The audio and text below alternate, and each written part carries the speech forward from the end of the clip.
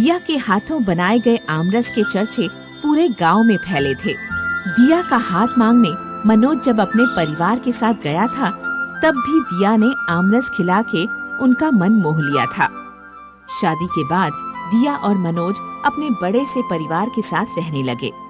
मनोज के माता पिता थे, 3 भाई थे और उनके बीवी बच्चों को मिलाकर 16 लोगों का परिवार था।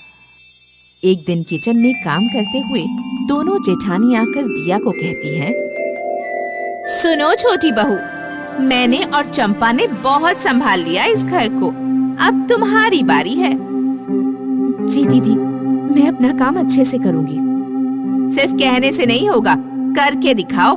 कल रात के बर्तन तो धोए नहीं तुमने अब तक। कौन सा काम अच्छे से कर रही हो तुम? मैंने रात के सारे बर्तन धो दिए थे।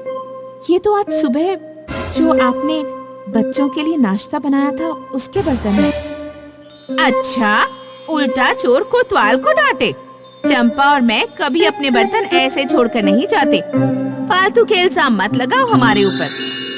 तभी दिया की सास किचन में आती है। क्या हो गया? तुम दोनों इस बेचारी पर क्यों चिल्ला रही हो? कौन बेचारी? एक तो काम चोरी कर रही है, ऊपर से आप इसका ही साथ दे रही हैं। माँ जी, आपकी उम्र का लिहाज है, वरना ये सारे काम तो आपसे करवाते हम। इतना कहकर नूतन और चंपा किचन से निकल जाती हैं। सास उदास होकर किचन में कोने में बैठ जाती है। उनकी उदासी देखकर दिया उनसे कहती है, माँ जी, आप उदास मत होइए, मैं अभी धो दूंगी सारे बर्तन। तब तक आप ये ठंडा सा आमरस पी लीजिए, मजा आ जाएगा आपको। सास आमरस देखते ही खुश हो जाती है और मिनटों में आमरस खत्म कर देती है। हाय रे मेरी किस्मत, बहू के नाम पर डायन है दोनों दिया बेटा। बेटों को भी चंगुल में फंसा कर रखा है। किसी तरह छुटकारा मिल जाए मुझे इस जिंदगी से। ये सुनकर दिया मुस्कुराते हुए अपनी दोनों जेठानी के लिए आमरस बनाती है। बेटी, अभी तो आमरस बनाया था, अब दोबारा बना रही है। किसके लिए? ये स्पेशल आमरस है नूतन और चंपा दीदी के लिए। आज के लिए उनकी चिकचिक से छुटकारा मिल गया, सोचिए आप। थोड़ी देर में दिया अपनी जेठानियों को आमरस देने जाती है। क्या हुआ? काम छोड़कर फिर से क्यों आ गई यहाँ? जी दीदी, वो आप दोनों के लिए आमरस लाई हूँ। मैं बहुत अच्छा बनाती हूँ, सोचा आप लोगों को खिला दूँ। हाँ हाँ, वैसे ही गर्मी काफी है, ला दे यहाँ। दिया उन्हें आमरस की कटोरी थमाकर उनके कमरे से निकल जाती है। वो दरवाजे के बाहर खड़ी होकर चुपचाप उन्हें देख रही है। जैसे ही दोनों ने आमरस खत्म किया, दोनों अजीब तरह से नाचने लग जाती हैं और अचानक दोनों खड़ी खड़ी आम बन जाती हैं। पीले रसीले छोटे छोटे आम। दिया भागकर फिर से कमरे के अंदर जाती है और उन 2 आमों को उठाकर किचन में ले आती है। नूतन और चंपा अचानक से छोटे छोटे आम बन जाती हैं। बड़ी आम नूतन है और छोटी आम चंपा। आम में उनका चेहरा दिख रहा है। उन दोनों की आवाज सिर्फ दिया को ही सुनाई देती है। ये क्या हो गया हमारे साथ? हम आम कैसे बन गए? हाँ, ये क्या किया तूने दिया की बच्ची? तुझे नहीं छोड़ूंगी मैं। एक बार ठीक होने दे मुझे। ठीक तो तब होंगे ना जब आप जिंदा बच पाएंगे। गर्मी का समय है, घर में सबको आमरस पीना है। क्या पता आप दोनों को उठा के कोई आमरस बना दे। दिया हंसते हुए दोनों आम को किचन के कोने में रख देती है और अपने काम पर लग जाती है। थोड़ी देर में सास आकर उन 2 आम को उठाकर बाहर ले जाने ही वाली थी कि दिया ने उन्हें देख लिया। माँ जी, आप उन आमों को कहाँ लेकर जा रही हैं? वो बाहर एक गाय आई है, उसको खिला देती हूँ। इनको यहीं रख दीजिए, मैं आपको सब्जियों के छिलके दे देती हूँ खिलाने के लिए। हाँ, वो तो और भी अच्छा होगा, दे दो। दोपहर को पूरा परिवार खाना खाने बैठता है। दोनों बहुएं गायब हैं। उनके पति आकर पूछते हैं वो दोनों कहाँ गई। पता नहीं भैया, मुझे कुछ बताया ही नहीं उन्होंने, पर शायद बाजार से आम लेने गई हैं। मेरे हाथों का आमरस खा के बहुत खुश हो गई थी, कह रही थी कि अब दिन रात वही खाएंगी। सब अपना खाना खत्म करके वहाँ से चले जाते हैं। दिया को किचन के अंदर से उन दो आम के चिल्लाने की आवाज आती है। दिया, ओ दिया, हमें ठीक कर दे प्लीज। छोटी बहू, तुम जो कहोगी मैं मान जाऊंगी। आज से सारे काम भी हम ही करेंगे। हमें ठीक कर दो, विनती है हमारी। अरे अभी तो आपसे आमरस बना भी नहीं और अभी इतना रो रही हो। सोचो, जब आपको काट कर आमरस बनाऊंगी तो क्या हाल होगा आप दोनों का। नूतन और चंपा दोनों बार बार दिया से माफी मांगने लगी। दिया को भी उनके लिए थोड़ा बुरा लग रहा था, तो उसने 2 चुटकी नमक उनके ऊपर छिड़क कर उन्हें वापस इंसान बना दिया। दोनों भागते हुए किचन से बाहर निकली और अपने पतियों के पास पहुंची। पता था यही करेंगी ये दोनों, अपने अपने पति को जाकर मेरे बारे में बता देंगी। पर मैं भी कम थोड़ी ना हूँ। मेरे हाथों के आमरस में जादू है, और सिर्फ कहने की बात नहीं। पहले इन पर जादू चलाया, अब इनके पतियों पर जादू चलेगा। नूतन और चंपा दोनों रोते हुए अपने पतियों को आम बनने की कहानी बता रही थी। तभी दिया आमरस लेकर उनके पास पहुंचती है। इसके आमरस कोई मत खाना, ये काला जादू करती है। हाँ हाँ दीदी, सच कह रही हैं। इसका आमरस खाते ही हम आम बन गए थे। दोनों पति अपनी पत्नियों को देख रहे हैं। दोनों को लगता है कि नूतन और चंपा पागल हो गई हैं। दोनों दिया के हाथ से आमरस लेकर खाने लग जाते हैं। नहीं, आप दोनों भी आम बन जाओगे। हे भगवान, ऐसा मत कीजिए। अपने पतियों को बचाने के चक्कर में नूतन और चंपा दोनों उनके हाथ से आमरस छीनकर खुद खा जाती हैं, और खाते ही उनके उस दिन की सारी याददाश्त खो जाती है। हम यहाँ क्या कर रहे हैं? हाँ, हम तो अपने कमरे में बैठे हुए थे। नूतन और चंपा के पति दोनों पर खूब चिल्लाते हैं और कहते हैं वो दोनों सच में पागल हो गई हैं। उस दिन के बाद से नूतन और चंपा ने कभी भी दिया और अपनी सास को तंग नहीं किया, और कभी अगर वो कुछ करती तो दिया उन्हें अपना जादुई आमरस खिलाकर आम बना देती थी। घर वालों को उनकी बात का भरोसा नहीं होता था और उन दोनों को सब पागल समझने लग गए थे। शीशमपुर नाम के एक गांव में बबलू नाम का एक मुर्गी पालन करने वाला रहता था। बबलू छोटे चूजों को खरीदता था और फिर जब वे बड़े होकर मुर्गी या मुर्गे बन जाते तो उन्हें अच्छे दामों में बेच देता। बबलू के छोटे से घर के बराबर में एक बड़ा सा प्लॉट था। उस प्लॉट को गांव के अमीर आदमी हरवंश ठाकुर ने खरीदकर वहां एक शानदार मकान बनाया। हरवंश और उसके परिवार को बबलू जैसा गरीब पड़ोसी बिल्कुल पसंद नहीं था। ओ बबलू, तुम्हारे मुर्गे मुर्गी हमारे घर के सामने नहीं आने चाहिए। ये सड़क पर बहुत गंदगी फैलाते हैं। इन्हें अपने घर के अंदर ही रखा करो। माफ करना ठाकुर जी, मैं इन्हें दिन भर संभालता रहता हूँ, पर 1-2 मुर्गे मुर्गी शैतान हैं, घर से बाहर निकल जाते हैं। हरवंश के लड़के रॉकी को कुत्ते पालने का शौक था। रॉकी अपने घर एक बड़ा सा बुलडॉग ले आया।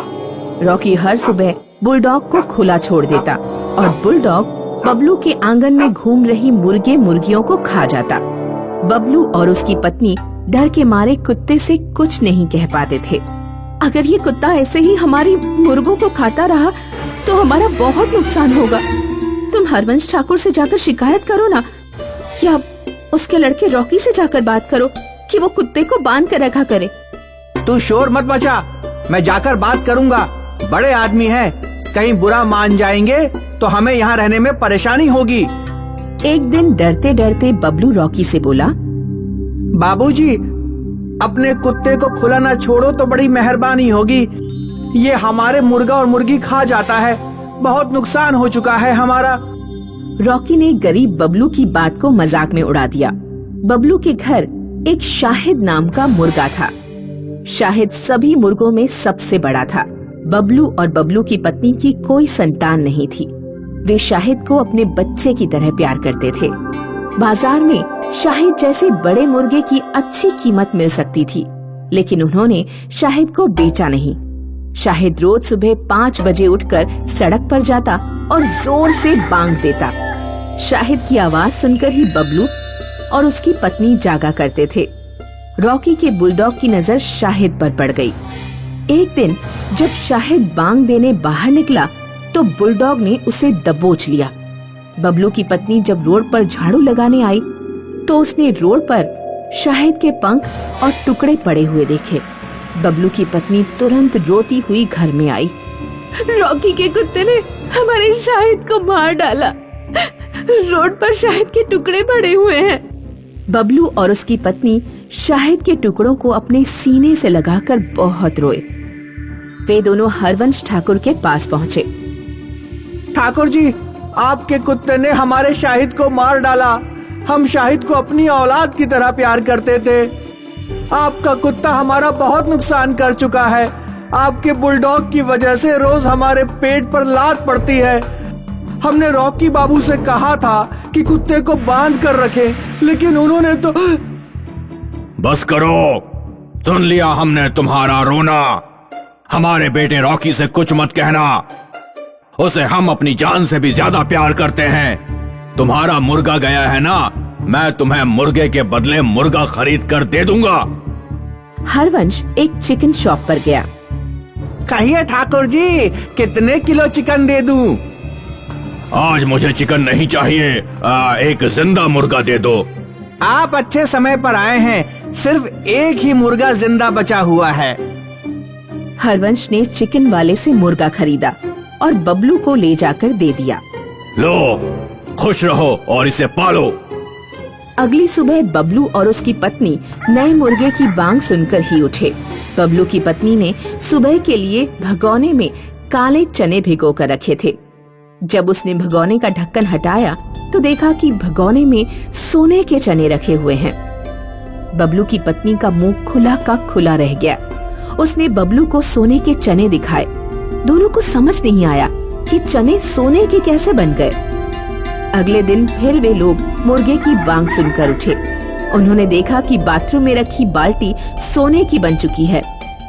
इस तरह वे लोग मुर्गे की बांग सुनकर उठते और रोजाना उनके घर पर कोई एक चीज सोने की बन जाती। एक बार मुर्गा बीमार पड़ गया और उसने कुछ दिन बांग नहीं दी। तब बबलू के घर कोई चीज सोने की नहीं बनी। बबलू और उसकी पत्नी समझ गए कि उनके घर जो नया मुर्गा आया है उसकी बांग में कुछ जादू है जो रोज घर की किसी एक चीज को सोने का बना देती है। धीरे धीरे बबलू के घर की आर्थिक समृद्धि बढ़ने लगी। रॉकी एक बार अपने दोस्तों के साथ क्रिकेट खेल रहा था तो बॉल बबलू के आंगन में चली गई। रॉकी जब बॉल लेने बबलू के आंगन पहुंचा तो उसने बबलू और उसकी पत्नी को मुर्गे के बारे में बातें करते सुना। रॉकी ने सारी बात सुन ली और अपने पापा को जाकर सब कुछ बताया। अच्छा, तो ये बात है। हमारे दिए मुर्गे से वो अमीर होता जा रहा है। मुर्गा उसे हमने दिया तो उससे जो सोना मिलता है उसका कुछ हिस्सा तो हमें भी मिलना चाहिए। हरवंश फिर बबलू के घर पहुंचा और उसने कहा, बबलू बाबू, हमें सब पता चल गया है कि तुम्हारे घर इतनी सुख समृद्धि कहाँ से आ रही है। वो मुर्गा हमने तुम्हें दिया था, इसलिए उससे जो सोना मिलेगा उसका 30% हिस्सा हमें भी मिलना चाहिए। समझ गए? ठीक है बाबूजी, ले लेना। कुछ दिन हरवंश सोने का 30% हिस्सा लेता रहा। पापा, हम सिर्फ 30% हिस्सा ले रहे हैं और बबलू को 70% हिस्सा मिल रहा है। इस हिसाब से तो भविष्य में बबलू के पास ज्यादा सोना इकट्ठा हो जाएगा और वो हमसे भी ज्यादा अमीर हो जाएगा। हरवंश फिर बबलू के घर पहुंचा और उसने कहा, बबलू, ये ठीक नहीं है कि तुम 70% हिस्सा रखो। सोना दोनों में बराबर बराबर बंटना चाहिए। यानी मुझे 50% हिस्सा चाहिए, 50%। समझ गए तुम? ठीक है बाबूजी, ले लेना। अब हरवंश को सोने का आधा हिस्सा मिलने लगा, लेकिन वह इतने पर भी संतुष्ट नहीं हुआ। पापा, मुर्गा बबलू को हमने खरीद कर दिया था, इसलिए हमें ज्यादा हिस्सा मिलना चाहिए।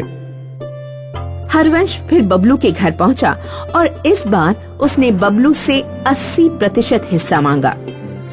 बबलू बेचारा इतने पर भी राजी हो गया, लेकिन हरवंश और उसके बेटे के मन में लालच बढ़ता ही गया। पापा, वो मुर्गा हमारा है, उससे मिलने वाले पूरे सोने पर सिर्फ हमारा हक होना चाहिए। सोना छोड़ो, हम उस मुर्गे को ही अपने घर उठा लाते हैं। वैसे भी अनपढ़ बबलू और उसकी पत्नी हमारा कुछ नहीं बिगाड़ पाएंगे। हरवंश बबलू से जादुई बांग लगाने वाला मुर्गा छीन लाया। अब सोना लेने के लिए बबलू के पास जाने की जरूरत नहीं, हमारे घर ही रोज कोई ना कोई चीज सोने की बनेगी। अगले दिन सुबह जब मुर्गे ने बांग दी तो हरवंश बहुत खुश होकर उठा और पूरे घर में ढूंढने लगा कि क्या चीज सोने की बनी है, लेकिन उसे कुछ भी सोने का बना नहीं मिला। ये कैसे हो सकता है? उस दिन दोपहर के 12 बज गए, लेकिन रॉकी सोकर नहीं उठा। आज ये रॉकी को क्या हो गया? अभी तक सो रहा है। हरवंश रॉकी के कमरे में गया और रॉकी के ऊपर से चादर हटाई। रॉकी सोने का बन चुका था। अपने बेटे को सोने का बना देखकर हरवंश को गहरा सदमा पहुंचा और उसे हार्ट अटैक आ गया। तुरंत हरवंश की मृत्यु हो गई।